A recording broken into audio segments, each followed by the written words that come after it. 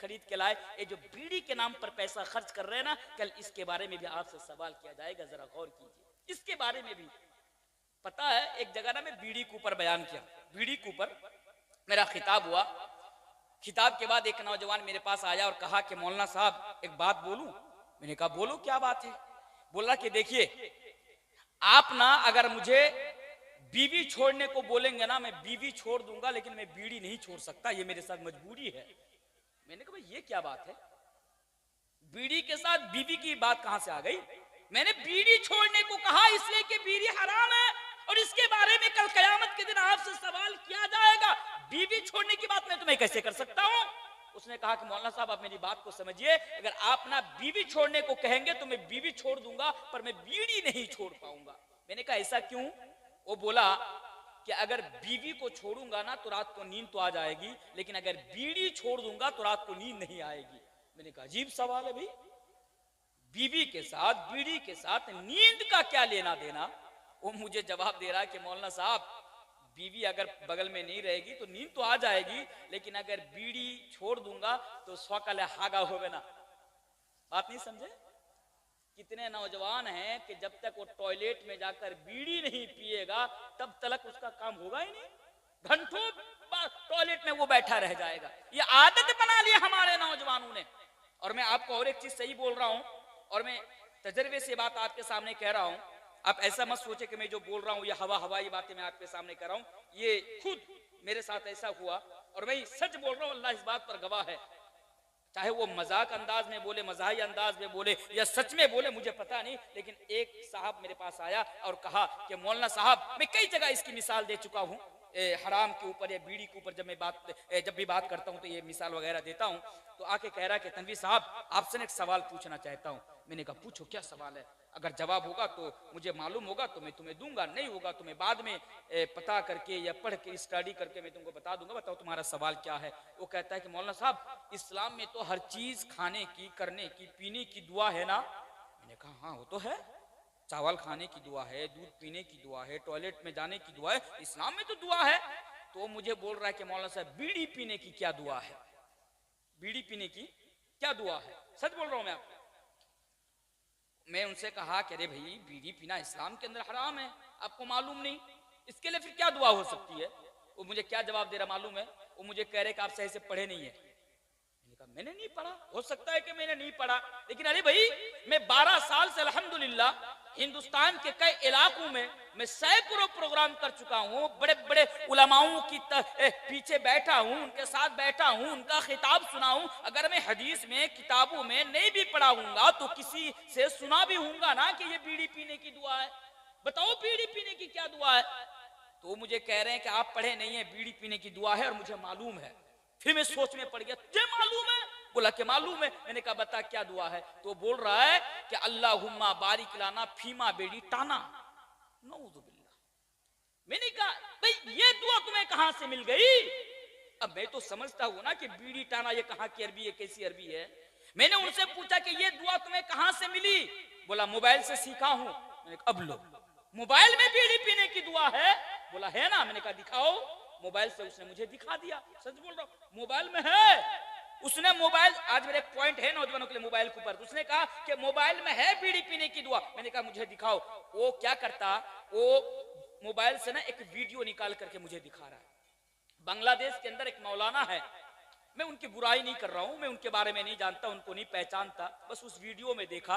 उनकी पूरी तकरीर भी मैंने नहीं सुनी है कि उसने सच में कहा या नहीं कहा, उसने किस पसे मंजर पर ये बात कही, उसने क्यों ये बात उसने क्यों कहा, मुझे कुछ भी मालूम नहीं है, मुझे कुछ भी इल्म नहीं है।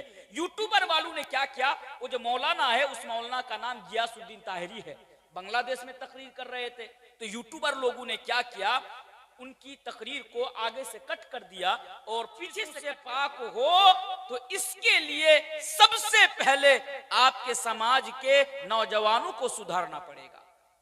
और एक बात, रात के 12 बजे मौलवी तनवीर आप लोगों के यहां कहकर जा रहा है, इस बात को आप अपने जहन के अंदर किसी कोने में फिट कर लीजिएगा या इसको सेव कर लीजिएगा। वो बात यह है कि अगर किसी समाज का नौजवान बिगड़ेगा, अगर किसी समाज का नौजवान गुनाहों का आदी होगा, ब्लू फिल्म देखने के आदी होगा, बेनमाजी होगा, सूद खोरी, हराम खोरी होगा, जनाकारी करेगा, तो मेरे भाइयों उस समाज को तबाह होने से यानी बर्बाद होने से रब्बे काबा की कसम दुनिया की कोई भी ताकत नहीं बचा सकती। क्या समझे? अगर समाज का नौजवान अगर गुनाहों का आदी होगा तो मेरे भाइयों वो समाज बर्बाद हो जाएगा, वो समाज तबाह हो जाएगा। इसलिए आज मैं चंद चीजें नौजवानों के ताल्लुक से, कुछ मैसेज नौजवानों के ताल्लुक से, कुछ अहम पैगाम नौजवानों के ताल्लुक से आज मैं आप लोगों के सामने देकर जाऊंगा। और आज मेरी तकरीर का पहला पैगाम और पहला मैसेज आपके समाज के नौजवानों के नाम ये है कि ऐ नौजवानों, ये जो आज तुम्हारे पास जवानी है, ये जवानी अल्लाह तबारक व तआला की तरफ से बहुत बड़ी नियामत भी है और ये जवानी अल्लाह तबारक व तआला की तरफ से तुम्हारे पास अमानत भी है। इसलिए सबसे पहले तुम अपनी जवानी की अहमियत को और अपने जवानी की वैल्यू को समझो कि तुम्हारी जवानी आखिर है क्या चीज। जवानी की वैल्यू को समझो। आइए इसके ताल्लुक से चंद हदीसें मैं आपके सामने रखता हूं। ऐ नौजवानों सुनो, अपनी जवानी को गलत कामों पर गुजारने वालों, अपनी जवानी को लड़कियों के पीछे घूम घूम कर बर्बाद करने वालों, तबाह करने वालों, इस हदीस को सुनो कि तुम्हारी जवानी की वैल्यू क्या है, तुम्हारी जवानी की अहमियत क्या है।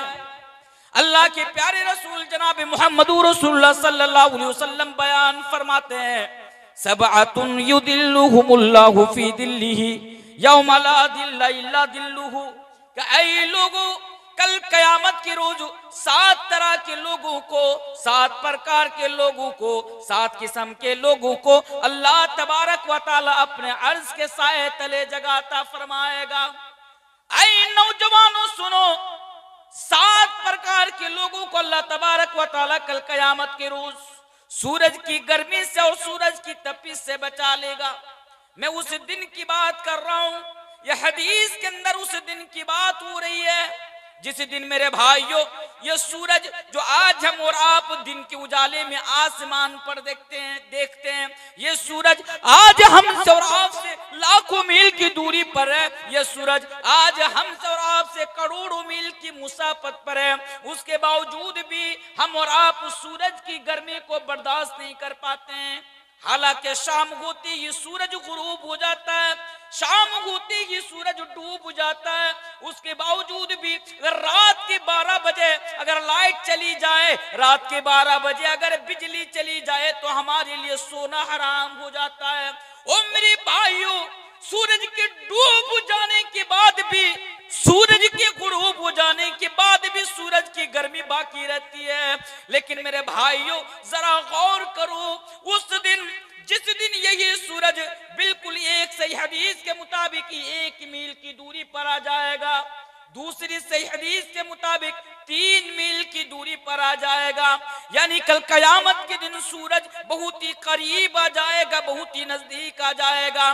और मेरे भाइयों सूरज की गर्मी से, सूरज की तपिश से लोगों का बड़ा बुरा हाल होगा। उस वक़्त के बारे में अल्लाह के नबी बयान फरमाते हैं, सबअतुन युदिल्लुहुमुल्लाहु फी दिल्लिही यौमा ला दिल्ला इल्ला दिल्लुहु, कि अल्लाह तबारक व तआला 7 प्रकार के लोगों को अपने अर्श के साए तले जगह अता फरमाएगा। 7 प्रकार के लोगों, उनमें से कौन लोग होंगे? उनमें से एक किस्म के लोग वो भी होंगे, कौन? शाबुन नशअ फी इबादतिल्लाहि तआला, वो लोग, वो नौजवान जिसने अपनी जवानी को अल्लाह तबारक व तआला की इबादत में गुजारी हो। मेरे सामने जो नौजवान तबका है, इसलिए मैं आपके सामने इस मजमून का इंतखाब किया है, आप गौर से सुनिए, सिर्फ आपके लिए, कि कल कयामत के रोज आपकी जवानी की अहमियत और वैल्यू को देखिए कि कल कयामत के रोज अल्लाह तबारक व तआला जो 7 किस्म के लोगों को अपने अर्श के साए तले जगह अता फरमाएगा, उनमें से वो नौजवान भी होगा। कौन? जिसने अपनी जवानी को अल्लाह तबारक व तआला की इबादत में गुजारी हो। अल्लाहु अकबर। अब जरा हदीस सुन लिए, अपने दिल के ऊपर हाथ रखकर जरा सोचिए, अपने दिल के ऊपर हाथ रखकर जरा सोचिए क्या आपकी जवानी आज अल्लाह की इबादत में गुजर रही है? क्या आप अपनी जवानी को नेकी के कामों में सर्व कर रहे हैं? क्या आप अपनी जवानी को अल्लाह तबारक व तआला के बताए हुए हुक्म के मुताबिक आप उसको गुजार रहे हैं? अगर आपका दिल ये कहे अंदर से कि हाँ मेरी जवानी अल्लाह तबारक व तआला की इबादत में गुजर रही है, तो मेरे भाइयों मुबारक हो, इंशाअल्लाह अल्लाह तबारक व तआला कल कयामत के रोज आपको अपने अर्श के साए तले जगह अता फरमाएगा। लेकिन अगर आपका दिल ये कहे नहीं मौलाना साहब मेरी जवानी तो मोबाइल में पबजी गेम खेल खेल कर गुजर रही है, मेरी जवानी तो लूडो और कैरम खेल खेल कर गुजर रही है, मेरी जवानी तो पार्किंग में बैठ बैठ कर और दोस्तों की बहन बेटी को देख देख कर गुजर रही है, तो मेरे भाइयों आप बड़े बदनसीब है, आप बड़े बदनसीब है। कल कयामत के रोज अल्लाह तबारक व तआला के अर्श के साए तले आपको जगह नहीं मिलेगी मेरे भाइयों। इसलिए अगर आप चाहते हैं कि कल कयामत के रोज आपको अल्लाह तबारक व तआला के अर्श के साए तले जगह मिले, आपको सूरज की गर्मी से बचा लिया जाए, तो मेरे भाइयों जरूरी है इसके लिए कि दुनिया में आप अपनी जवानी को अल्लाह तबारक व तआला की इबादत में गुजारे। आइए और एक हदीस मैं आपके सामने रखता हूं। ऐ नौजवानों, तुम्हारी जवानी की वैल्यू और तुम्हारी जवानी की अहमियत क्या है? अल्लाह के प्यारे रसूल जनाब मोहम्मद रसूलुल्लाह सल्लल्लाहु अलैहि वसल्लम बयान फरमाते हैं, इग़तनिम खमसन क़ब्ल खमसिन, कि ऐ लोगों 5 चीजों के आने से पहले 5 चीजों की कदर कर लिया करो। ऐ लोगों 5 चीजों के आने से पहले 5 चीजों को गनीमत जान लिया करो। उनमें से एक चीज क्या है? अल्लाह के प्यारे रसूल जनाब मोहम्मद रसूलुल्लाह सल्लल्लाहु अलैहि वसल्लम बयान फरमाते हैं, शबाबक क़ब्ल हरमिक, अल्लाह के प्यारे हबीब बयान फरमाते हैं कि बुढ़ापा के आने से पहले तुम जवानी की कदर कर लिया करें। इसका क्या मतलब है? यानी इसका मतलब यह है कि आप बूढ़ा होने से पहले अपनी जवानी में आप ज्यादा से ज्यादा नेकी कर लें, आप अपनी जवानी में ज्यादा से ज्यादा अल्लाह की इबादत करके अल्लाह तबारक व तआला को राजी करा लें। और मेरे भाइयों आप बूढ़ापा होने से पहले पहले यानी बूढ़ा होने से पहले पहले आप अपनी जवानी में ज्यादा से ज्यादा आप अल्लाह की इबादत कर ले। क्यों? जब आप बूढ़ा हो जाएंगे तब आप जवानी में जितना आप नेकी का काम कर सकते हैं, जब आप बूढ़ा हो जाएंगे 70-80 साल के हो जाएंगे 60 साल के हो जाएंगे तो आप उतना नेकी का काम नहीं कर सकते हैं मेरे भाइयों, क्योंकि जो जवानी का दौर होता है वो ताकत का दौर होता है। आज हमारे समाज में रहने वाले ये जो नौजवान हैं, आज इनकी सोच और इनकी मेंटेलिटी क्या जानते हैं? आप किसी भी नौजवान को पकड़िए, किसी भी नौजवान को, आप लोग मेरी बात समझ रहे हैं ना? इंशाल्लाह आसान भाषा में आपको समझाने की कोशिश कर रहा हूँ, आसान तरीके से समझाने की कोशिश कर रहा हूँ मैं आपको। आप ना आपके गांव में किसी नौजवान से ना आप सवाल कीजिएगा, ए तू नमाज पढ़ता है? बोला नहीं मौलवी साहब मैं नमाज नहीं पढ़ता। बोला क्यों नहीं पढ़ता? क्या जवाब देगा मालूम है? तो मौलवी साहब अभी तो जवान हूं, अभी नमाज पढ़ के क्या करूंगा, जब बूढ़ा हो जाऊंगा ना तब जाकर मस्जिद में नमाज पढ़ूंगा, अभी जवान हूं, अभी इंजॉय कर लेने दीजिए, अभी जवान हूं, अभी मस्ती कर लेने दीजिए, बाद में जब बूढ़ा हो जाऊंगा ना तो फिर अल्लाह तबारक व तआला की इबादत करूंगा। नौजवानों ये जो तुम्हारी सोच है ना ये बड़ी गंदी सोच है, ये जो आज तुम्हारी ये जो मेंटेलिटी है ना ये बड़ी गंदी मेंटेलिटी है। इसलिए कि नौजवानों जब तुम बूढ़ा हो जाओगे, ये जो ख्वाब देख रहे हो ना, ये जो कह रहे हो ना कि जब तुम बूढ़ा हो जाओगे तब जाकर तुम अल्लाह की इबादत करोगे, याद रखो जब तुम बूढ़ा हो जाओगे तुम्हारी दाढ़ी पक जाएगी, तुम्हारे गालों के अंदर झुर्रियां आ जाएगी, तुम्हारा बाल पक जाएगा, तुम्हारा दिल करेगा कि मस्जिद में जाकर ज्यादा से ज्यादा नमाज पढ़ूं, मस्जिद में जाकर रोऊं गिड़गिड़ाऊं, ज्यादा से ज्यादा अल्लाह की इबादत करूं, बुढ़ापे में जाकर अल्लाह को राजी कराऊं। लेकिन मेरे भाइयों उस वक्त आपकी तबीयत आपको इस बात की इजाजत नहीं देगी कि आप मस्जिद में जाकर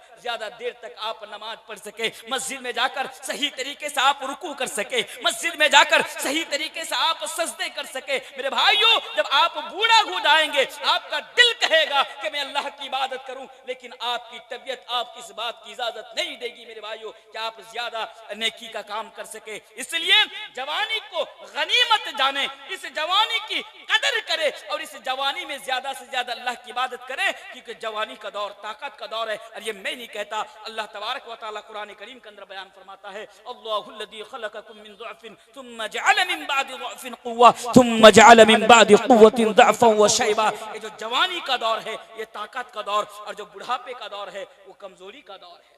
आइए और एक हदीस रखता हूं, फिर दूसरा पैगाम मैं आपके सामने रखूंगा इंशाअल्लाह।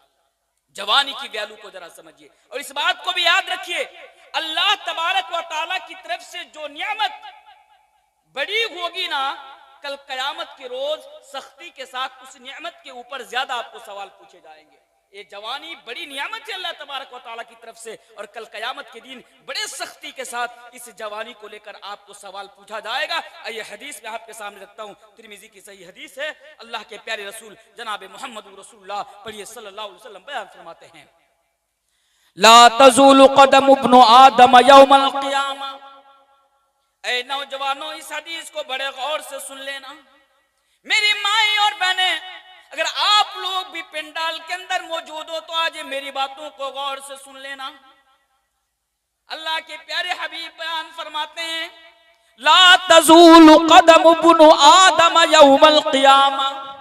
कल कयामत के रोज मेरी उम्मत के अंदर, यानी मेरी उम्मत के हर एक को हत्ता युसअल अन खम्सिन, 5 सवाल पूछा जाएगा।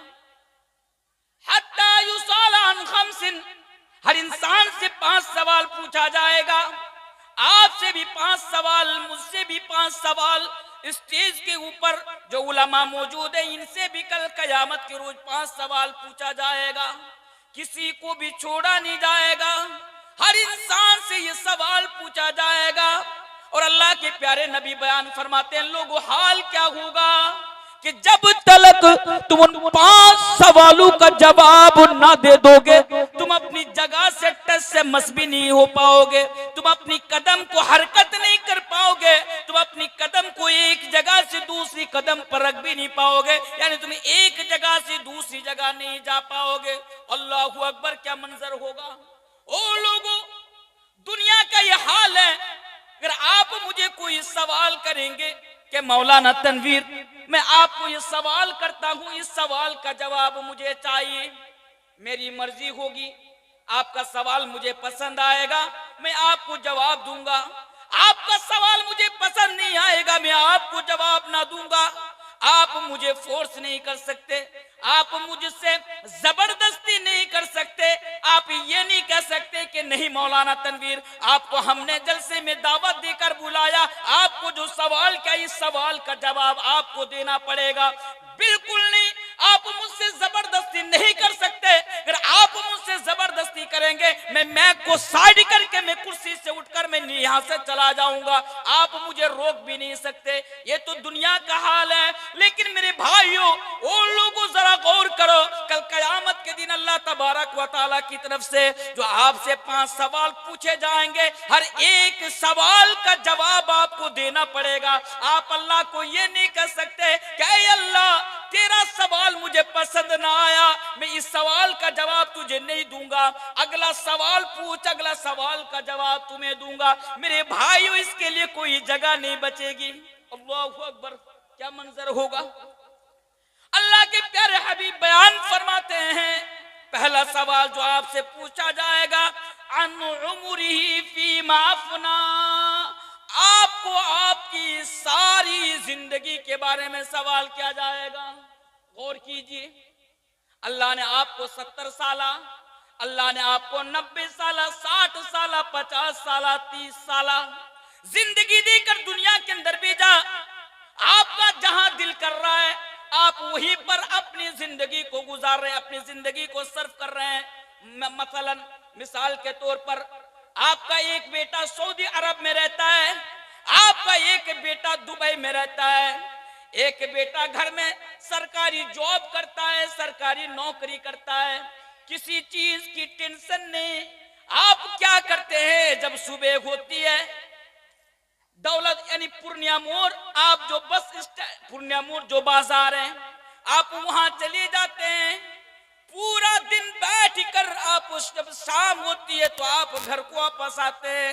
ये आपके डेली का रूटीन है। आप हर दिन सुबह जाते हैं, शाम को आते हैं, रात को खाना खाकर सो जाते हैं, फिर सुबह होती है, फिर आप पूर्णिया मोड़ चले जाते हैं, इसलिए कि आपको किसी चीज की टेंशन नहीं। लेकिन मेरे भाइयों, ये जो चाय की दुकानों पे बैठकर आप जो वक्त बर्बाद कर रहे होते हैं, ये जो आप अपना टाइम को बर्बाद कर रहे होते हैं, याद रखिए कल कयामत के रोज इसके बारे में आपसे पूछा जाएगा और एक एक मिनट का जवाब अल्लाह तबारक व तआला के सामने आपको रखना है।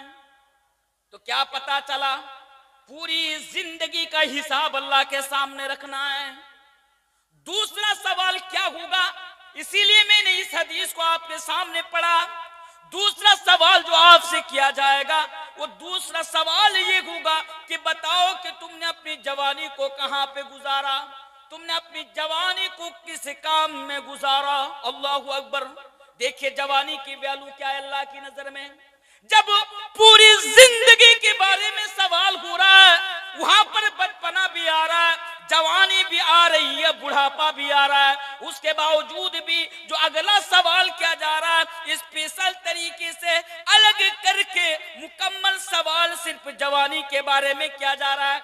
आपसे कहा जाएगा कि बताओ तुमने अपनी जवानी को कहां पे सर्व किया, कहां पे गुजारा। ओ नौजवान जरा गौर करो, ओ जवान जरा गौर करो, आज जो तुम क्लब में जाकर, आज जो तुम कैरम बोर्ड खेल खेल कर जो तुम जवानी को बर्बाद कर रहे हो, कल कयामत की रोज जब अल्लाह तबारक व तआला की अदालत में तुमसे सवाल किया जाएगा, तुमसे पूछा जाएगा, तो तुम कौन सा जवाब अल्लाह के सामने रखोगे? तुम किस तरह अल्लाह के सामने अपना जवाब रखोगे? जरा दुनिया में सोच लो, क्योंकि आज तुम अपनी जवानी को गलत जगह पर आज तुम गुजार रहे हो, गलत जगह पर तुम अपनी जवानी को बर्बाद कर रहे हो। अच्छा, इस हदीस के अंदर ना और 3 सवाल है। मैं ज्यादा टाइम नहीं लूंगा क्योंकि 1 बजे तक मुझे प्रोग्राम खत्म करना है, तो अच्छा चलिए वो भी मैं आपके सामने रख देता हूं। तीसरा सवाल जो आपसे किया जाएगा, इसलिए मैं इस सवाल तीनों को मैं 5 को मैं मुकम्मल कर रहा हूं, क्योंकि हमारे समाज में ना सबसे ज्यादा ये जो आज हमारा समाज का नौजवान है, बड़े गौर से सुनिए आप इस बात को। भले ही मजमा ना हो, मुझे बोलने में अच्छा भी नहीं लग रहा है, क्योंकि मुझे इस तरह का मजमा में बोलने का मैं आदी नहीं हूं, फिर भी मैं बोल रहा हूं आपके सामने। बड़े गौर से इस बात को सुन लीजिए। आज जो हमारा समाज में जो नौजवान है ना, जिन लोगों की सोच क्या मालूम है, पैसा कमाना है। इसी हदीस के अंदर जो 5 सवाल पूछा जाएगा ना, उन्हीं को सामने रखकर ये बात मैं आपके सामने कहकर जा रहा हूं। हमारे समाज में जो नौजवान तबका है, आज इनके जहन के अंदर ये बात बैठ गई कि हमें पैसा कमाना है, दौलत कमाना है। लेकिन हाँ, आज हमारा समाज का नौजवान जब पैसा कमाने के लिए जाता है ना, तो वो ये नहीं देखता कि मैं हलाल तरीके से पैसा कमा रहा हूं या हराम तरीके से पैसा कमा रहा हूं। मेरे भाइयों, आज हमारे समाज का नौजवान ये जो इनके जहन में जो ये बात बैठ गई कि जिसके पास जितना पैसा होगा ना दुनिया में, वो उतना बड़ा कामयाब होगा। ये जो सोच है ना मेरे भाइयों, ये गलत सोच है।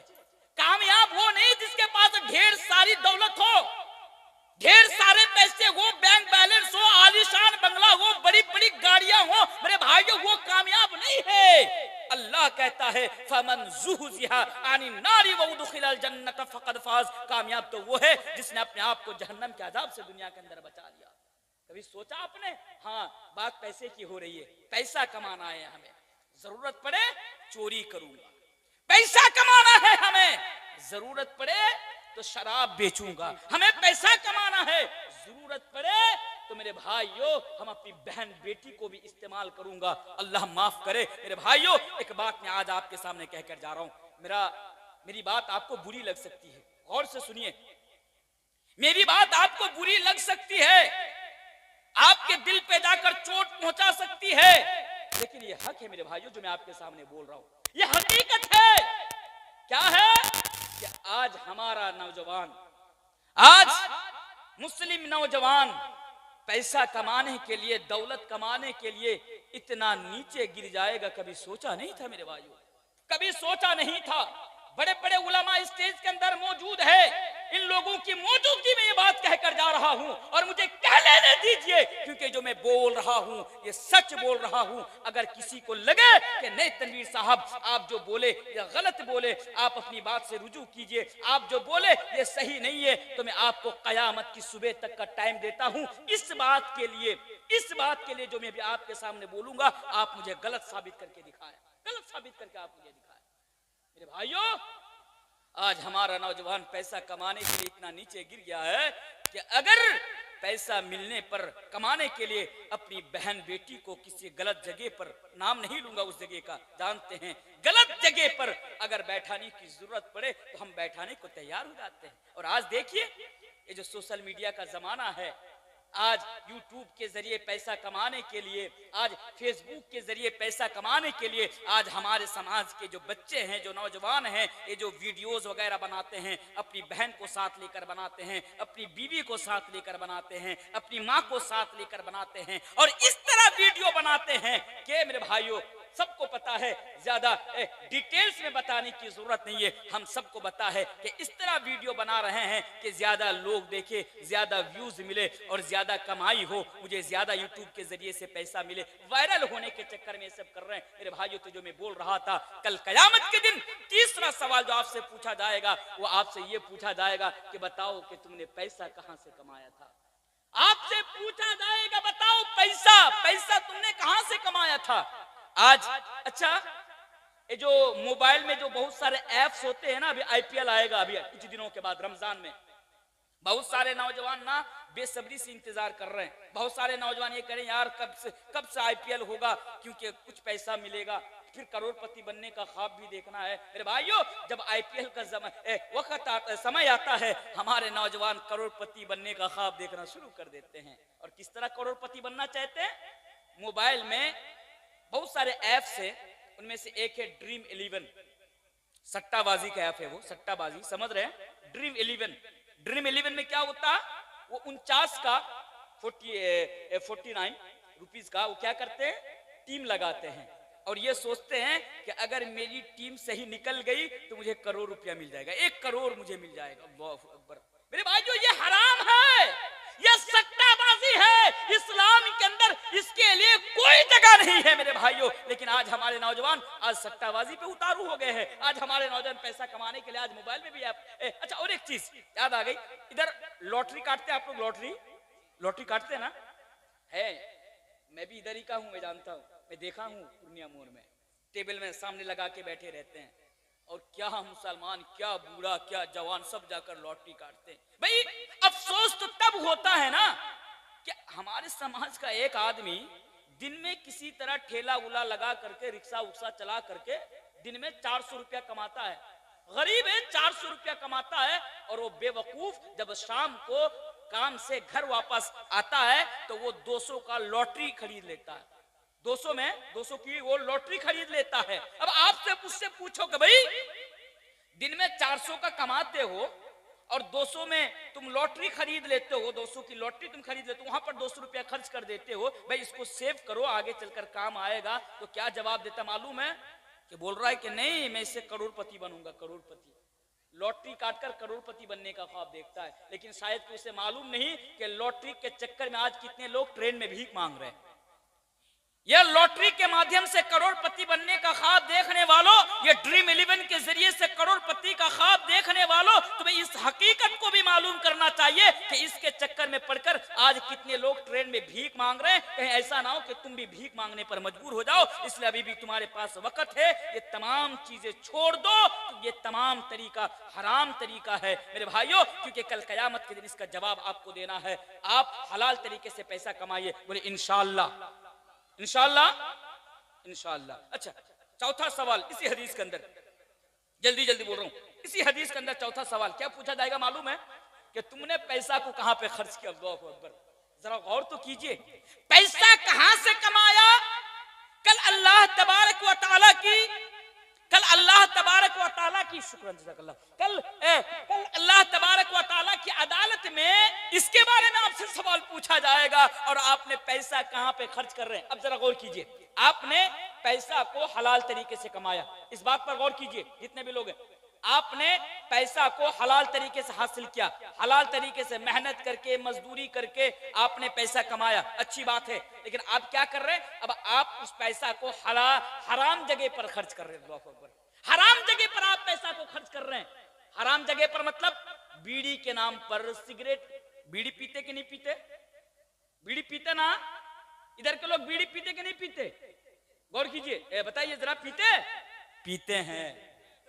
आप मेहनत करके मजदूरी करके दिन में 200 रुपया कमा के घर लाए और उन्हीं में से एक पैकेट बीड़ी, और बीच वाला हिस्सा जहां पे ये बात है कि अल्लाहुम्मा बारिक लना फीमा बीड़ी टाना, जो मजाक हो रहा है इस्लाम के साथ, ये जो बात है ना, ऊपर में बंगला जबान में लिख दिया गया कि यह होय बीड़ी पान करार दुआ, यह होय बीड़ी पान करार दुआ, यानी ये बीड़ी पीने की दुआ है।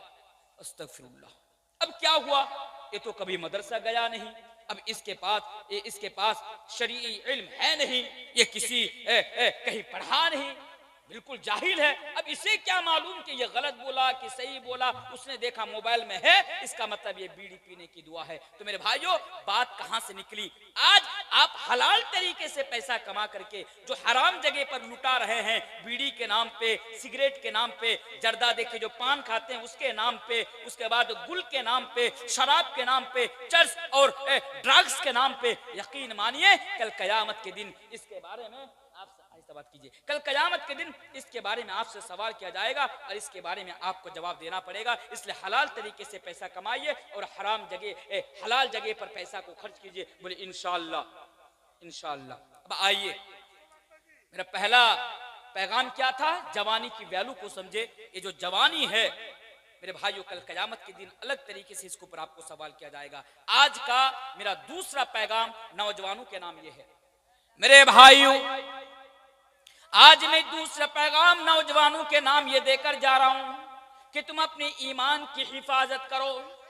मेरे भाइयों, मैं ये पैगाम और ये मैसेज मैं इसलिए देकर जा रहा हूं क्योंकि आज हमारे समाज में रहने वाले नौजवानों के पास ईमान की कोई वैल्यू नहीं है, ईमान की कोई कदर नहीं है इनके नजदीक। आज तो नेताओं के चक्कर में पड़कर अपना ईमान का जनाजा निकाल रहा है। मेरे भाइयों, पैसे के नाम पर, शोहरत के नाम पर अपना ईमान का जनाजा निकाल रहा है। किसी लड़कियों की मोहब्बत में पड़कर अपना ईमान के साथ सौदाबाजी कर रहा है। और मेरे भाइयों, हमारे हिंदुस्तान के अंदर आप डेटा उठाकर देखिए, आपको पता चल जाएगा कि आज हमारे हिंदुस्तान के अंदर कितने नौजवान, चाहे मर्द हो, लड़का हो या लड़की हो, आज वो इस्लाम को छोड़कर आज वो मुर्तद हो रहे हैं। इसलिए आज मैं बड़े ही मुख्तसर अंदाज में आपके निश्चितपुर में ये पैगाम नौजवानों के नाम देकर जा रहा हूं कि ऐ नौजवानों, तुम अपने ईमान की वैल्यू को समझो। ऐ नौजवानों, तुम अपने ईमान की हिफाजत करो, क्योंकि इस दुनिया के अंदर ईमान से बढ़कर कोई दौलत नहीं, इस दुनिया के अंदर ईमान से बढ़कर कोई प्रॉपर्टी नहीं। अगर इस दुनिया के अंदर तुम अपना ईमान को फरोख्त कर दोगे, अपना ईमान को बेच दोगे, तुम दुनिया में भी तबाह हो जाओगे, तुम दुनिया में भी बर्बाद हो जाओगे और तुम आखिरत में भी बर्बाद हो जाओगे। और मेरे भाइयों, आंखों देखा हाल है, आंखों देखा हाल है। उन लोगों का हाल मालूम कीजिए, उन लोगों के बारे में जानकारी हासिल कीजिए जिन लोगों ने ईमान के साथ सौदा करके, ईमान को बेच करके दूसरे मजहब के अंदर गया, हिंदू बन गया, हिंदू धर्म के अंदर चला गया। मेरे भाइयों, आज एक कुत्ते की तो वैल्यू है, लेकिन आज उन लोगों की कोई वैल्यू नहीं है। मेरे भाइयों, इसलिए कि ईमान के साथ सौदाबाजी करने वालों, सुनो, तुम दुनिया में भी तबाह हो जाओगे, तुम आखिरत में भी तबाह हो जाओगे। इसलिए कि ईमान ही एक मुसलमान के लिए, ईमान ही एक मोमिन के लिए सबसे बड़ा सरमाया और सबसे कीमती दौलत है। याद रखो, कल कयामत की रोज अल्लाह तबारक व तआला कुरान करीम के अंदर बयान फरमाता है, इन्नल्लज़ीना कफरू व मातू व हुम कुफ्फारुन फलन युक़बल मिन अहदिहिम मिलुल अर्दि दहबा।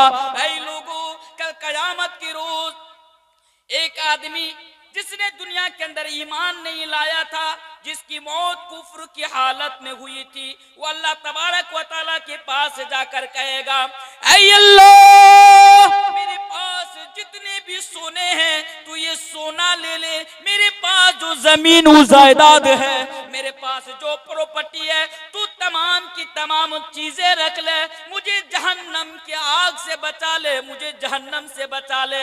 अल्लाह तबारक व तआला कल कयामत के दिन एक आदमी जहन्नम से बचने के लिए अपनी जिंदगी के अंदर सब कुछ देने को तैयार हो जाएगा, लेकिन अल्लाह तबारक व तआला कहता है कल कयामत के दिन फलयुक़बल मिन अहदिहिम मिलुल अर्दि दहबा, नहीं नहीं, ना तुम्हारा सोना कबूल किया जाएगा, ना तुम्हारी जमीन व जायदाद को स्वीकार किया जाएगा, बल्कि तुम्हें जहन्नम के अंदर डाल दिया जाएगा। अगर कल कयामत के दिन अगर कोई चीज काम आएगी तो तुम्हारा ईमान काम आएगा, क्योंकि ईमान से बढ़कर कोई दौलत नहीं। इसलिए नौजवानों, बस दुनिया की चंद दिनों की जिंदगी के लिए अपना ईमान के साथ खिलवाड़ मत करो, अपना ईमान को फरोख्त ना करो, अपना ईमान को ना बेचो। और एक हदीस मैं आपके सामने पढ़ देता हूं। अल्लाह के नबी के दौर में एक आदमी था, उस आदमी का नाम अब्दुल्ला बिन जुदान था। यह अब्दुल्ला बिन जुदान कौन था? और लोगों इस हदीस पर जरा गौर करना। अब्दुल्ला बिन जुदान बड़ा नेक काम क्या करता था, बहुत ज्यादा नेकियों को अंजाम दिया करता था। अब्दुल्ला बिन जुदान रिश्तेदारों के साथ अच्छा मामला यानी अच्छा बर्ताव क्या करता था।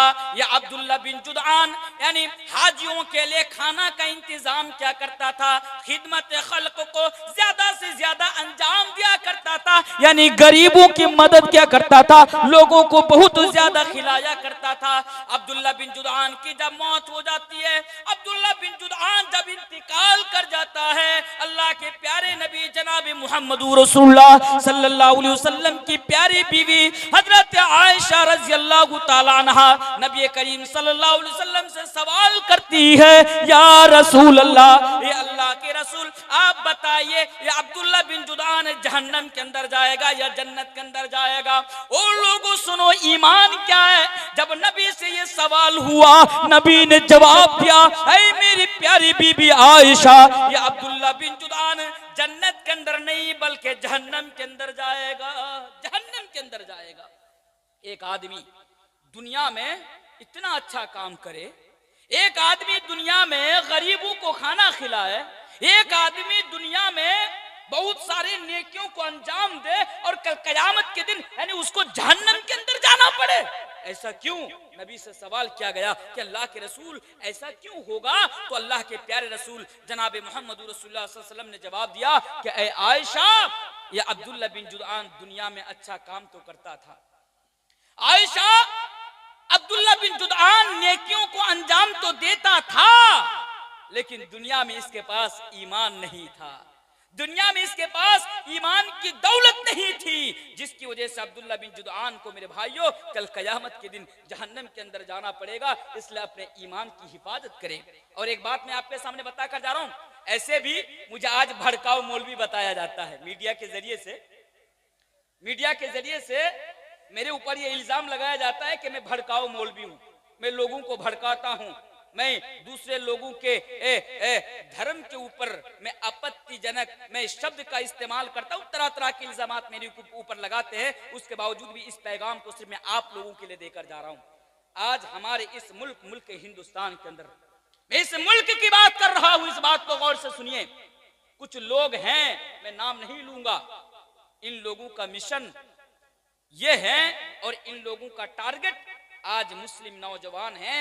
ये लोग इस फिराक में हैं, इस मिशन में लगे हुए हैं कि मुस्लिम नौजवानों को किस तरह यानी इस्लाम से हटाकर घर वापसी यानी हमारे मजहब के अंदर लाया जाए, हमारे धर्म के अंदर लाया जाए। आज वो लोग इस मिशन में जो बरसों से इस मिशन पर काम कर रहे थे, आज वो लोग बहुत हद तक इस मिशन में कामयाब हो गए, बहुत हद तक इस मिशन में कामयाब हो गए। उन लोगों के टारगेट में हमारे समाज के नौजवान आ गए। और एक बात, ये जो हमारी माएं और बहनें हैं, आप भी गौर से सुनिए, आला तालीम हासिल करने के लिए दिल्ली यूनिवर्सिटी में पढ़ती है, आला तालीम हासिल करने के लिए मद्रास यूनिवर्सिटी जाती है पढ़ने के लिए, आला तालीम हासिल करने के लिए बेंगलोर जाती है, लेकिन बेंगलोर जब पढ़ने के लिए जाती है किसी और के लब ट्रैप में पढ़ करके यानी किसी और की मोहब्बत में पढ़ करके वो भी अपने ईमान का जनाजा निकाल देती है, वो भी अपना ईमान को बर्बाद करके ईमान का रास्ता छोड़ करके वो भी आज मुर्तद हो जाती है, इर्तिदाद का रास्ता वो अपना लेती है। मेरे भाइयों यकीन मानिए, जब सोशल मीडिया पर ऐसी वीडियोस वगैरह देखता हूँ, किसी लड़की को माथे पे तिलक लगाकर किसी हिंदू लड़के के साथ जब साथ फेरा लेते हुए देखता हूँ, यकीन मानिए खून का आंसू रोने का दिल करता है। जब हमारे घर से हमारी किसी बहन बेटी को किसी और के साथ फेरा लेते हुए देखता हूँ, यकीन मानिए ऐसा महसूस होता है कि दिल के अंदर छुरियां चल रही है। मेरे भाइयों बड़ा दर्द होता है, और इसीलिए आज मैं इस बात को आपके सामने कहकर जा रहा हूं। मेरे माए बहने आप भी सुन लीजिएगा, दुनिया के अंदर जान जाती है जाने देना। अगर तुम्हारी गर्दन पर अगर कोई तलवार की नोक, यानी तुम्हारी गर्दन पर अगर कोई तलवार रख दे, अगर तुम तलवार की नोक पर अगर हो, और अगर तुमसे ये कहा जाए कि ईमान का रास्ता छोड़कर हमारे इसमें आ जाना, हमारे इसमें आ जाना, तो मेरे भाइयों नौजवानों मेरी माएं और बहनें याद रखना, अपनी गर्दन कटा देना लेकिन ईमान का रास्ता ना छोड़ना। बोलिए इंशाअल्लाह इंशाअल्लाह।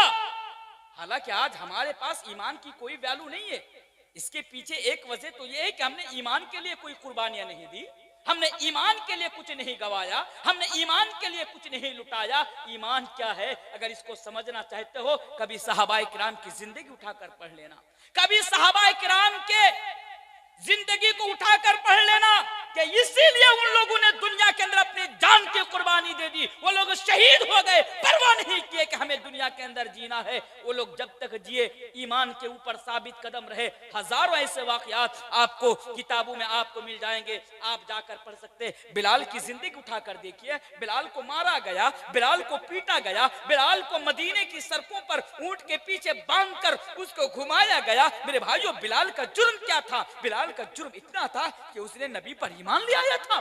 मक्का वालों ने बिलाल को मारा, ईमान के साथ ईमान को खरीदना चाहा, बिलाल ने तो ऐसा नहीं किया। मेरी माएं बहनें आज कुछ पैसों के लालच में पढ़कर, मोहब्बत के लालच में पढ़कर आज तुम बेदीन हो जा रही हो, आज तुम मुर्तद हो जा रही हो। जरा हजरत सुमैया की जिंदगी उठाकर पढ़ो। वो सुमैया एक बूढ़ी औरत है, वो सुमैया एक ज़ईफ है, वो सुमैया एक गरीब औरत है, उम्र दराज औरत है। सुमैया को मारा जा रहा है, सुमैया की शर्मगाह पर, प्राइवेट पार्ट पर वार किया जा रहा है, सुमैया के जिस्म को दो हिस्सों में टुकड़ा किया जा रहा है, दो हिस्सों में अलाहिदा किया जा रहा है। सुमैया का जुर्म क्या था? सुमैया का जुर्म इतना था कि सुमैया ईमान ले आई थी, सुमैया मुसलमान थी, सुमैया मोमिना थी, सुमैया ईमान के ऊपर साबित कदम रहना चाहती थी, और यही जुर्म है। लेकिन सुमैया ने अपनी कुर्बानी दे दी, लेकिन मेरे भाइयों अपने ईमान के साथ सौदाबाजी नहीं की, क्योंकि उन लोगों को ईमान की वैल्यू का अंदाजा था, उन लोगों को ईमान क्या चीज है इसके बारे में उन लोगों को नॉलेज था, उन लोगों को इल्म था। लेकिन आज हम ठहरे बदनसीब, सिर्फ नाम का मुसलमान है। आज हमारा चेहरा देखकर लगता है कि हम मुसलमान हैं, ईमान वाले लोग हैं, कुछ बोलूंगा तो आपको बुरा लगेगा। आज हमारा अखलाक देखकर लगता है कि हम लोग साहिब ईमान हैं, मुसलमान हैं, नबी के मानने वाले लोग हैं। आज हमारा लिबास देख करके हमें पता चल रहा है कि हम मुसलमान हैं। आज हमारा दूसरों के साथ उठना बैठना, बिजनेस करना, लेन देन करना, ये तमाम चीजें देखकर लगता है कि हम लोग ईमान वाले हैं। हमें देखता हूं ना तो आजकल मुसलमानों को देखकर ही पता चल जाता है कि ये नबी के मानने वाले नहीं, ये शैतान के चेले हैं, ये शैतान के चेले, देख के पता चल जाता है। मेरे भाइयों जो मैं आपके सामने बात कर रहा था, मैं बात को ज्यादा तूल नहीं देना चाहता हूं, क्योंकि मैं बड़ी जल्दी में हूं और जल्दी जल्दी आपके सामने मैं बात रख रहा हूं। मेरे भाइयों दुनिया के अंदर ना सब कुछ करना, लेकिन कभी मुर्तद ना होना। बोलिए इंशाअल्लाह। और याद रखिए अगर आप मुर्तद हो जाते हैं, मिसाल के तौर पर अब मान लीजिए 70 साल के हो गए, 80 साल के हो गए, लेकिन मरने से ना एक सेकंड पहले भी अगर आप अपना ईमान को फरोख्त कर देते हैं, ईमान के साथ सौदाबाजी कर लेते हैं, तो आपका हाल क्या होगा मालूम है? आइए एक आयत पढ़ता हूं, फिर मैं आपको तीसरा पैगाम मैं आपके सामने रख दूंगा इंशाअल्लाह। एक आयत क्या है? अल्लाह तबारक व तआला कुरान करीम के अंदर बयान फरमाता है, वमन यर्तदिद मिनकुम अन दीनिही फयमुत व हुवा काफिरुन फउलाइका हबितत आमालुहुम फिद दुनिया वल आखिरह व उलाइका अस्हाबुन नारि हुम फीहा खालिदून। अल्लाह तबारक व तआला बयान फरमाता है, जो भी दीन इस्लाम से पलट जाएगा, जो भी ईमान का रास्ता छोड़कर कुफ्र का रास्ता इख्तियार कर लेगा, अल्लाह फरमाता है अल्लाह तबारक व ताला उसके सारे के सारे आमाल को बर्बाद कर देगा, तबाह कर देगा। और आगे बयान फरमाया व उलाइका अस्हाबुन नार हुम फीहा खालिदून, और यही लोग जो ईमान का रास्ता छोड़कर कुफ्र का रास्ता इख्तियार करेगा, हमेशा यानी वो जहन्नमी होगा, वो जहन्नम के अंदर जाएगा। और अल्लाह फरमाता है कि वो हमेशा हमेशा जहन्नम के अंदर रहेगा। इसलिए मेरे भाइयों, नौजवानों, ईमान की वैल्यू को समझो और ईमान को फरोख्त ना करो। और याद रखो, मुसलमान होने के बाद अपना ईमान का जनाजा निकालना इस कदर संगीन जुर्म है। मेरे भाइयों, एक हदीस मैं आपके सामने रख देता हूँ ताकि आपको पता चल जाए। सही बुखारी की हदीस है, अल्लाह के नबी के दौर में एक ईसाई ईसाइयत को छोड़ करके वो मुसलमान हो जाता है। वो नबी पर ईमान ले आने के बाद मुसलमान हो जाता है।